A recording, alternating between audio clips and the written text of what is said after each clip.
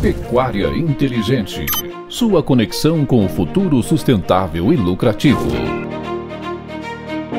Olá, você está sintonizado no podcast Pecuária Inteligente, sua conexão com o futuro sustentável e lucrativo. Eu sou Faeza Rezende, estou muito feliz de ter você conectado com a gente nesta edição do nosso podcast que vem especial sobre o mercado da pecuária de corte. E eu tenho a honra de receber uma das mulheres mais admiradas e respeitadas do nosso setor, Lídia Pimentel, que é sócia fundadora e estrategista-chefe da Agrifato, uma casa de inteligência de agromercados. Lídia é graduada em Medicina Veterinária e Ciências Econômicas e minha companheira desse podcast de hoje.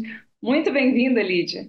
Obrigada, Faeza, obrigada pelo convite em nome de todos aqui na minha equipe, para a equipe de vocês.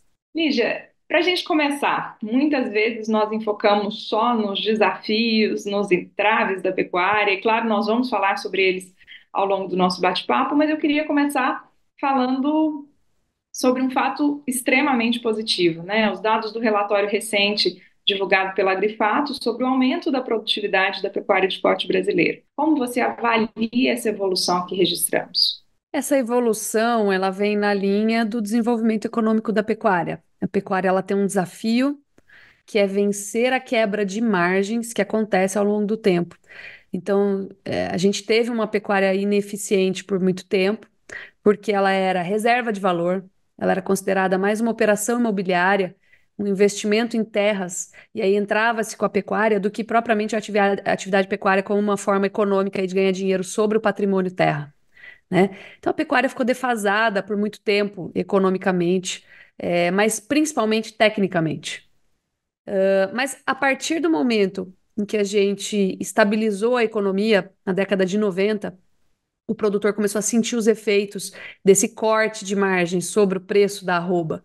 Então, o poder de compra da arroba ele veio diminuindo quando a gente considera os custos produtivos. E a oportunidade aí de se fugir desse processo, de se matar uma parte desse processo, foi aumentar a produtividade por área, né? E para aumentar a produtividade por área, a gente teve que tirar mais de um mesmo animal. Então, a gente acabou sofrendo, ou na verdade recebendo esses efeitos positivos sobre o rendimento do animal, né? Reduzindo idade de abate, aumentando o peso ao abate, aumentando a produtividade por área e etc., para a gente conseguir compensar essa quebra de margens que acontece com o tempo e que continua acontecendo. E eu queria detalhar um pouco mais alguns desses dados que o relatório traz. Um deles, o peso de carcaça, que sofreu um aumento aí de 10,74% frente ao valor de 2013, a gente está falando aí de 10 anos, e quando a gente amplia esse prazo para 20 anos, mais de 14%. É um valor considerável, ainda estamos longe do ideal. Como que você avalia esse ponto? Não, acho que longe do ideal a gente ainda está, mas não está. Eu acho que a gente tem abatido boas carcaças para um certo nicho de produtores no Brasil que principalmente investem em melhoramento, né? De uma forma bem feita. Era necessário que isso acontecesse, então a gente precisava tirar mais de um mesmo animal, mas tem um limite, né? Chega um ponto em que a gente começa a acumular muita gordura, tem um limite para isso também. A gente precisa respeitar a carga biológica do animal, né? E eu acho que dentro desse contexto tem muito o que fazer com a média brasileira, mas já tem gente, bastante também gente fazendo o ideal, né? Um dos pontos importantes para a gente ter conseguido cumprir essa missão nos últimos anos, ter aumentado em 10% o peso médio de carcaça, foi o advento certamente do cruzamento industrial. Ele é muito poderoso em corrigir defeitos de carcaça em prazos curtos, né? Então ele veio assim e fez de fato uma transformação na última década, quando a gente traz esse aspecto. Então esse foi um ponto de importância. E que acabou fazendo o animal render mais dentro da propriedade, né? Ser mais. Eu gosto de falar, o animal foi mais útil, né? Ele passou um tempo aqui mais eficiente dentro da fazenda, inclusive respeitando mais o custo que está sendo investido naquele animal. Então, esse é um ponto. Agora, ainda tenho que melhorar, para mim, na média brasileira. Eu acho que ainda tem quase que um oceano azul aí para a gente trabalhar. A cria fica sempre sendo o gargalo, a gente ainda precisa trabalhar para melhorar esse indicador na média brasileira bastante. tá? Mas já tem gente fazendo o ideal aí, que é um animal de 22 arrobas, 20 arrobas, a depender do seu ganho de peso, né? Quando para de ganhar peso, a gente precisa parar de engordar também, frigorífico não paga gordura, a não ser que seja um produto de nicho, e aí a gente para. Mas a média brasileira ainda tem o que melhorar, sim, com certeza. E você citou a questão do cruzamento industrial. Apesar dele ter contribuído para esses dados, nos últimos 2 anos a gente viu aí uma queda grande, cerca de 30%, segundo o relatório da ASBIA, no uso de genética taurina no Brasil. E aí você ressaltou a importância desse cruzamento como uma ferramenta para o desempenho zootécnico, né, da pecuária, mas qual é a sua expectativa para um futuro e para um futuro próximo? Tem duas vertentes aí. A primeira é que tem programas, eu acho que essa é o que interfere menos, na verdade, no momento, tá? Acho que isso que é importante a gente frisar. A gente tem linhas aí de investimento em genética que trazem um destaque para o Nelore, né? E corrigir o que a gente não corrigiu no passado do Nelore, para que ele faça uma boa carcaça, para que ele consiga manifestar suas características genéticas fenotipicamente, né? E trazer isso cara, já está se falando aí de Nelore com marmoreio, Nelore que é comparável aí ao Wagyu, por exemplo. Acho que essa tem uma linha nesse sentido que é pequena ainda, muito pouca gente falando sobre isso, mas que a gente já começa a escutar, a se tornar mais familiar, né? E por um outro lado, que para mim é de fato o que pesou, essa é a realidade do setor hoje, a gente está passando por uma crise econômica, uma fase de baixa de ciclo pecuário, em que os preços variam abaixo da inflação dos custos, tá? E que acaba prejudicando o investimento. Então, um ponto importante aí que comprova o que eu estou falando, ou que corrobora com o que eu estou falando, né? Vem em linha, é o abate massivo de fêmeas no Brasil. Então, a gente está tendo um descarte muito forte de fêmeas. Essas fêmeas não estão recebendo essa inseminação, né? Então, a genética ela fica em segundo plano nesse momento e tem tudo a ver o resultado que traz o relatório da ASBIA da queda de vendas com a fase difícil que o produtor está passando. Ele fica desestimulado e, mais do que desestimulado, de não enxergar aí um futuro para a pecuária, ele fica pressionado a fazer caixa. E para fazer caixa, ele abate o seu estoque, né? Para fazer dinheiro, boi é muito líquido, vaca é muito líquido, então ele abate seu estoque.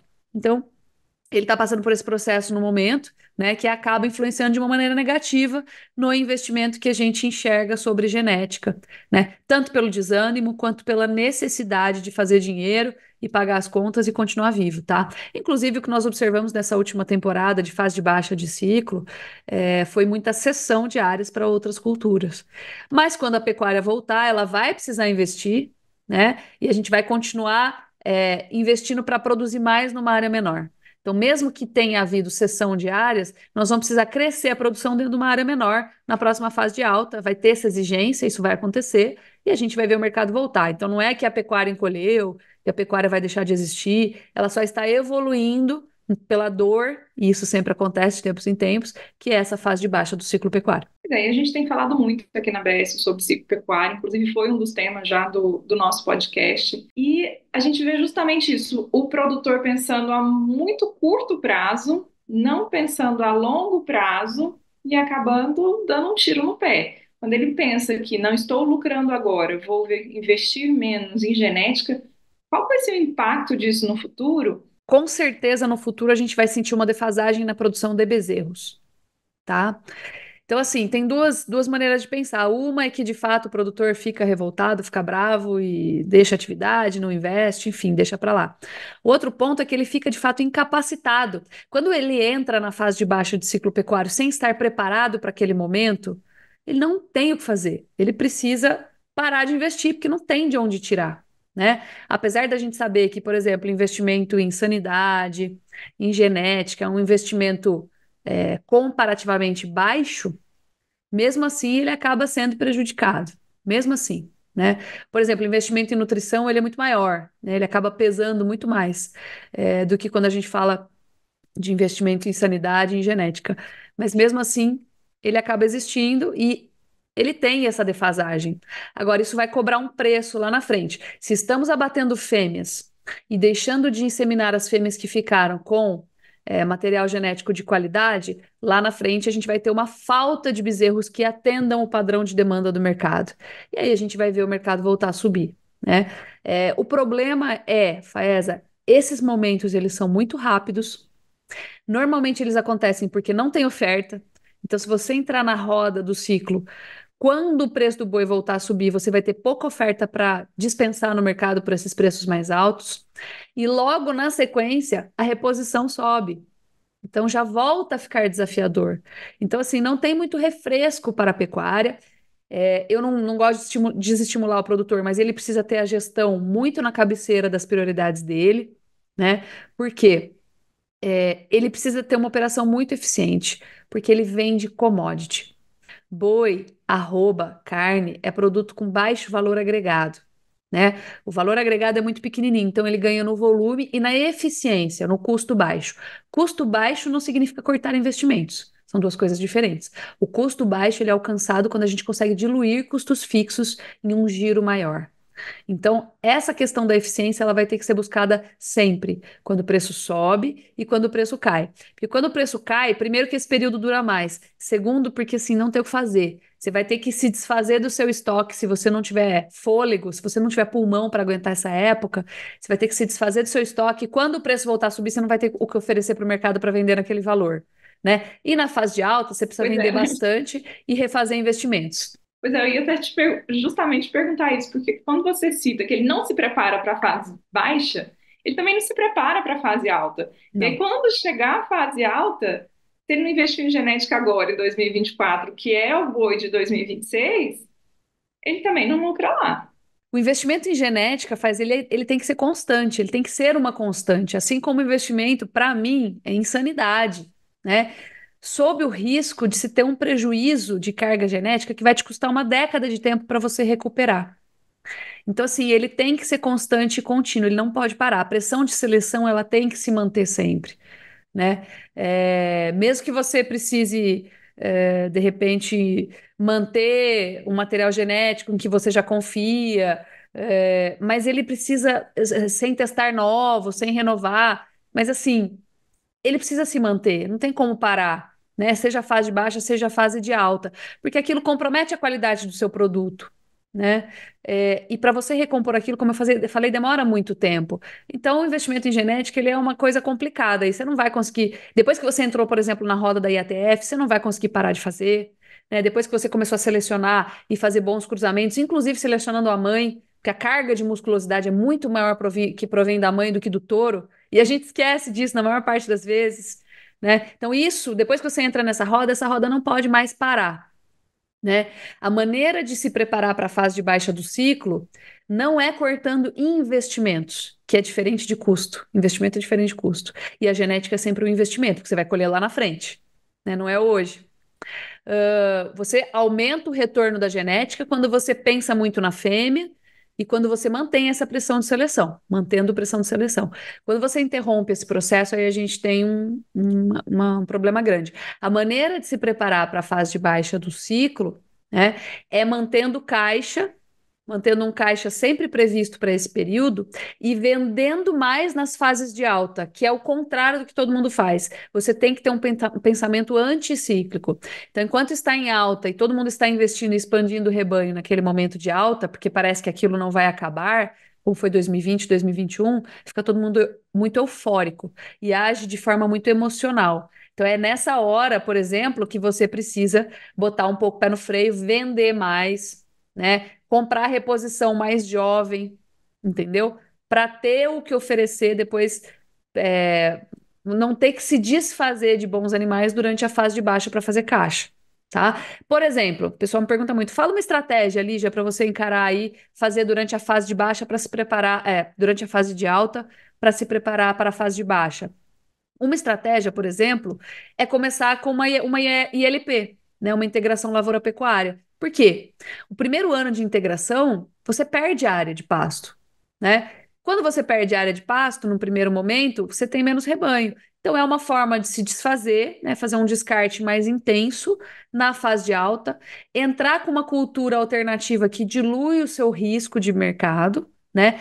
Que vai se diluir o custo inicial nas próximas etapas da fase de baixa de ciclo. E agora, por exemplo, né, que a gente já está 2020, 21, 22, 23, 24, a gente já está no terceiro ano de preços ruins, né? Você já deu uma diluída nesse investimento para entrar com soja, com milho, com sorgo, o que seja.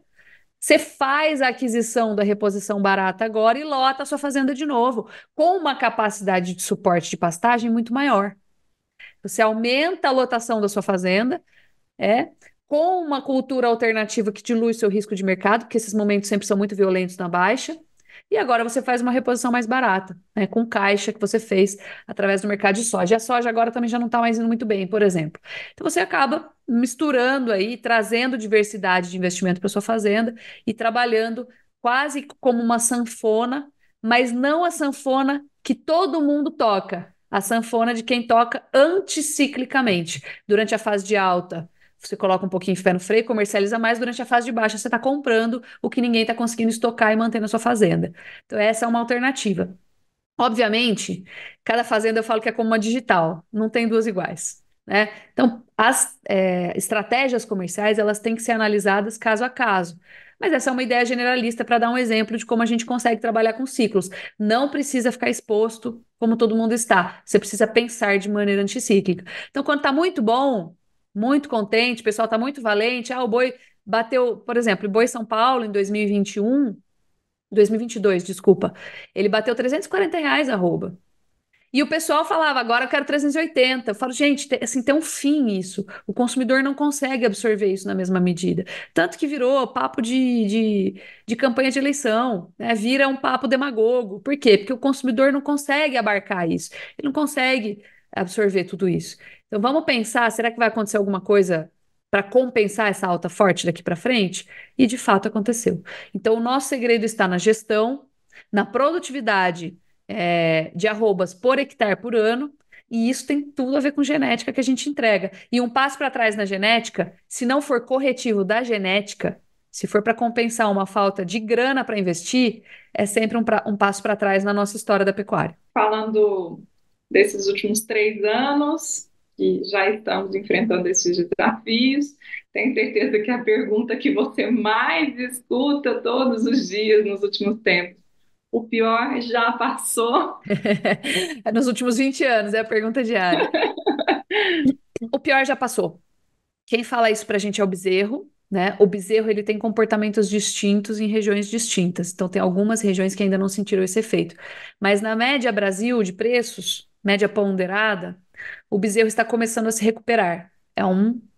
É inicial, é embrionário esse movimento, mas a gente já viu que ele parou de cair, porque nós abatemos muitas fêmeas, né? A fêmea cai, o preço da fêmea e do macho também, né? A gente sentiu o preço da arroba do boi cair muito, isso desestimula.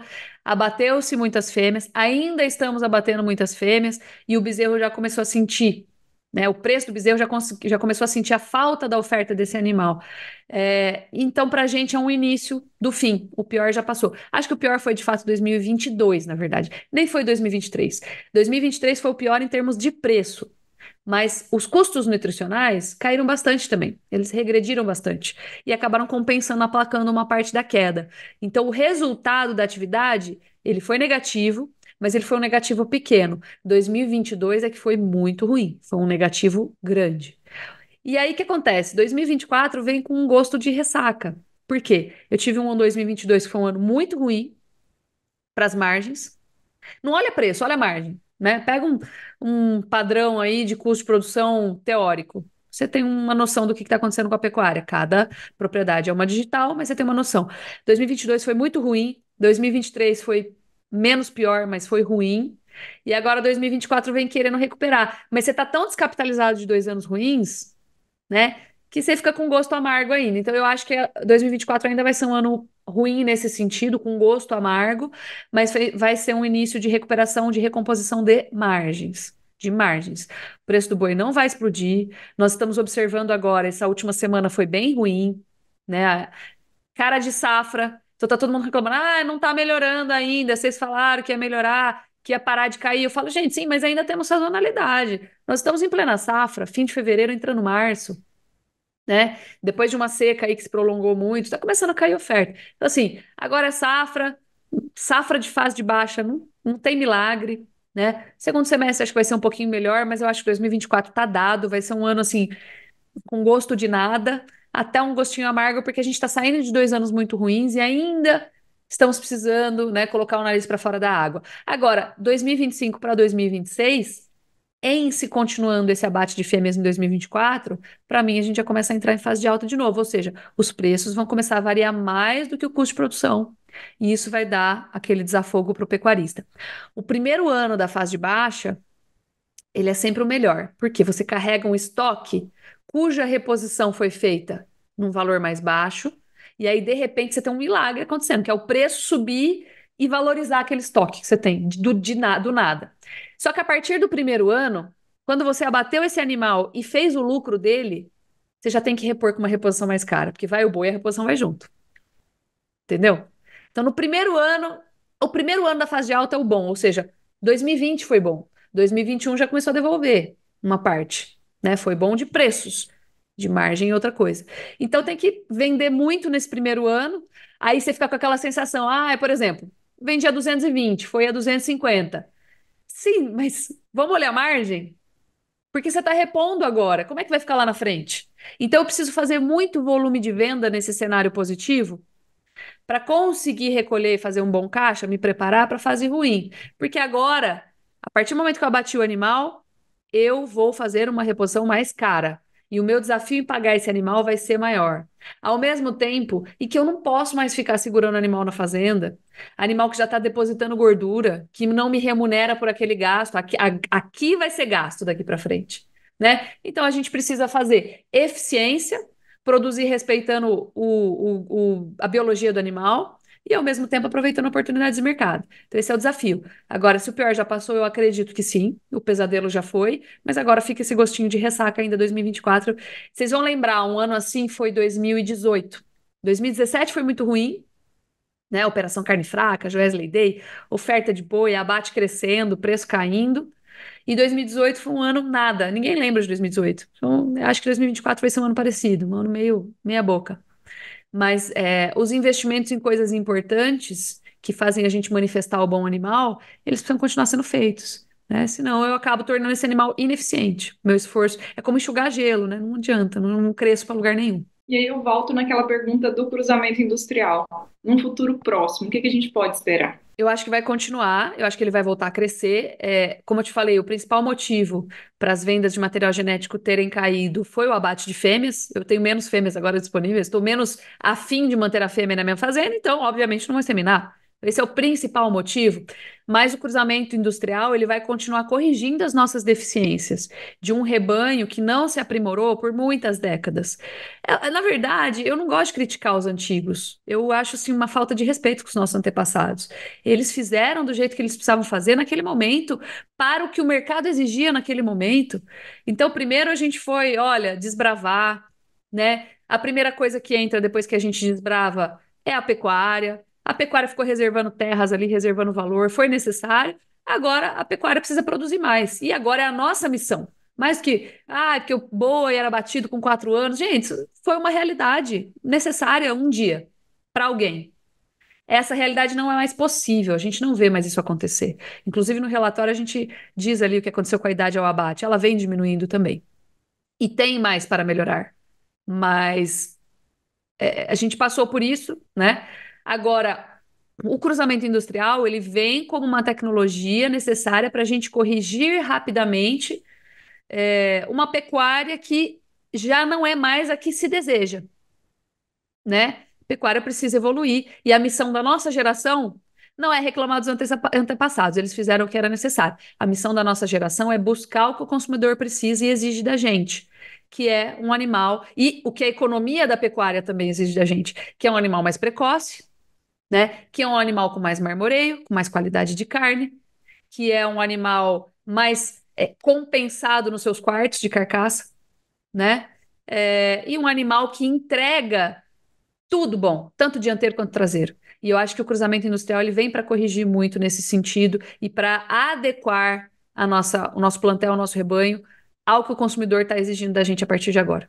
Perfeito. E você citou agora sobre a questão da queda da idade ao abate. A gente viu aí um crescimento pequeno, menos de 2%, mas foi um crescimento, não, né? Uma queda importante. Você acredita que o boi Chine, esse limite de 30 meses para a importação de carcaça, ajudou nesse melhoramento genético e ele continuará sendo um motor para essa pecuária cada vez mais sustentável? Com certeza a China veio para agregar, né? Todo mundo queria bonificação, acaba entregando o animal mais cedo para ganhar bonificação. Então, esse foi um fator importante.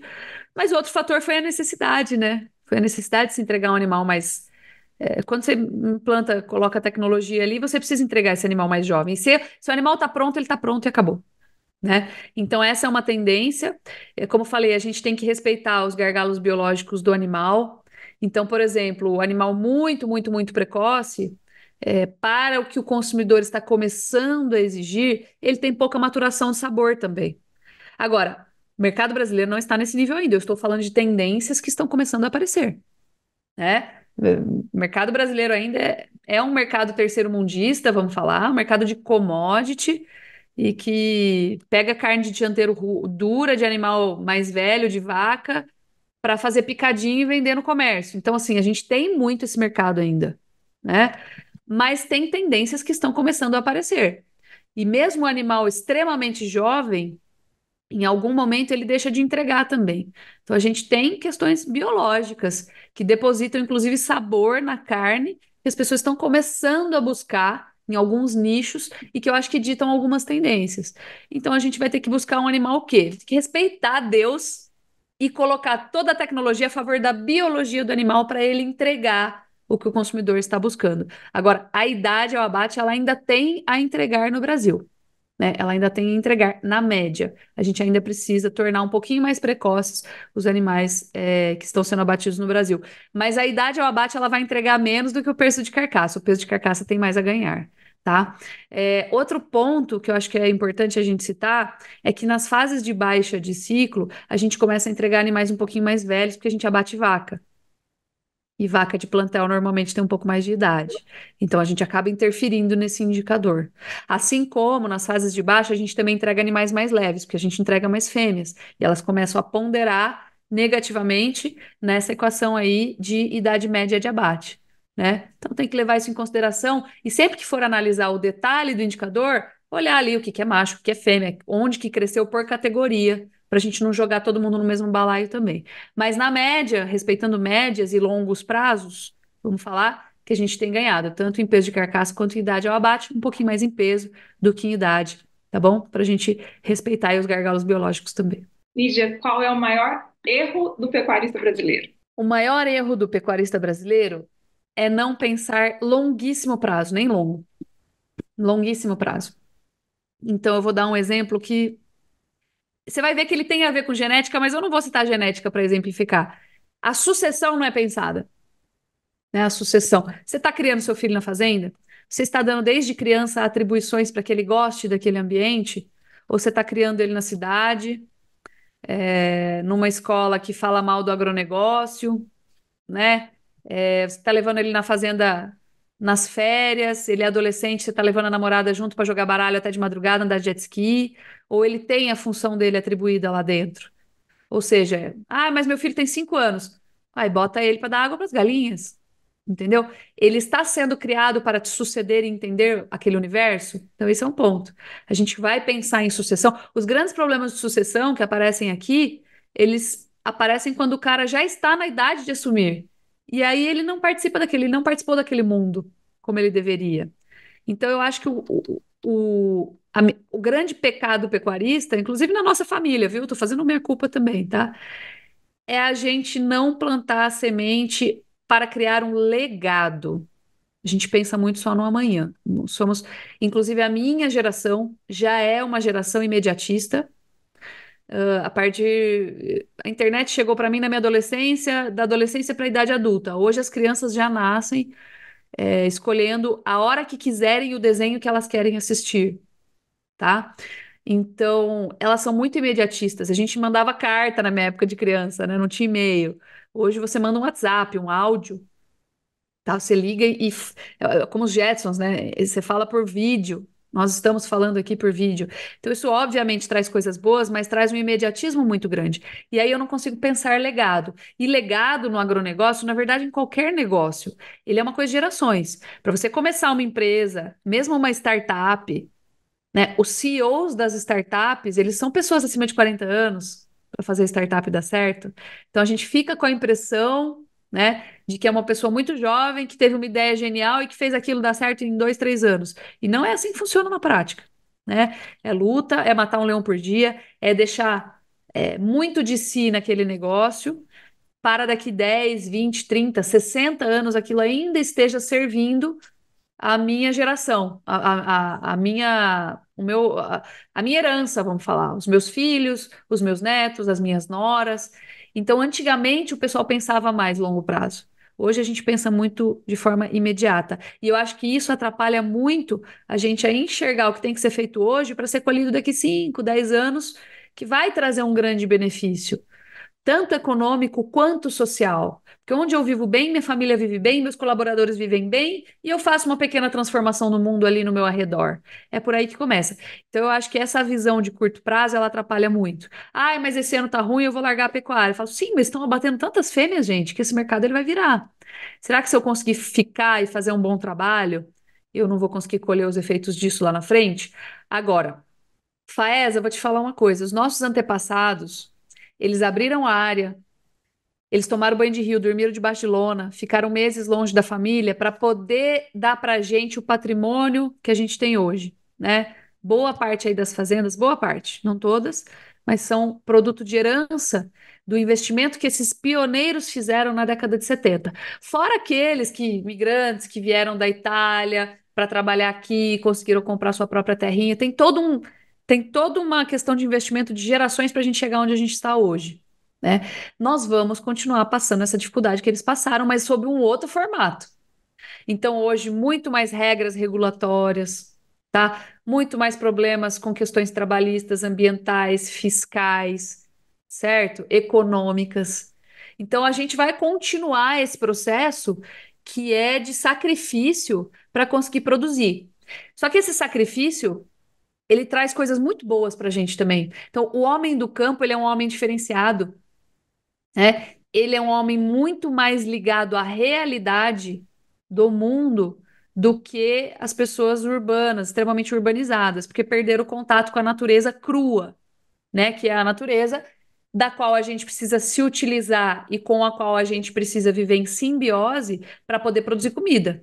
Então, se eu desgastar meu solo, eu não vou mais ter produção, eu vou quebrar, né? Então eu preciso viver em harmonia com o meio ambiente. Isso é uma coisa, é produtor, desmala. Cara, isso vai todo mundo te criticar mesmo. Você é minoria, ninguém vive sua realidade. 85% das pessoas hoje estão nas cidades e não no campo, né? Então você vai ser atacado, vai ter dificuldades, a regulamentação vai ser cada vez maior, mas essa é a nossa missão. Os nossos antepassados foram tomar banho de rio sem chuveiro, sem banheiro. Nós vamos ter esse desafio agora e ele vai continuar esse desafio. Então, assim, para eu deixar um legado para os meus filhos, para os meus netos, que deveria ser a minha missão de vida, eu preciso fazer isso aqui agora. Vai ser um sacrifício, mas que certamente vai trazer benefícios éticos, morais, de formação de caráter, de estar no campo, muito grandes para minha família. E eu acho que essa é uma das principais heranças que a gente deixa para eles. Porque mais do que a herança financeira, terrena, né, de patrimônio, eu preciso deixar uma boa herança de formação. Senão o herdeiro vai torrar aquilo em questão de alguns anos, né? Patrimônio não é garantia de sucesso. O que é garantia de sucesso, sim, é uma pessoa que entenda do negócio, tenha uma boa ética, uma boa moral, né? Seja crente aí nas próximas gerações para querer deixar um legado, coisas boas. E assim a gente constrói um mundo bom também.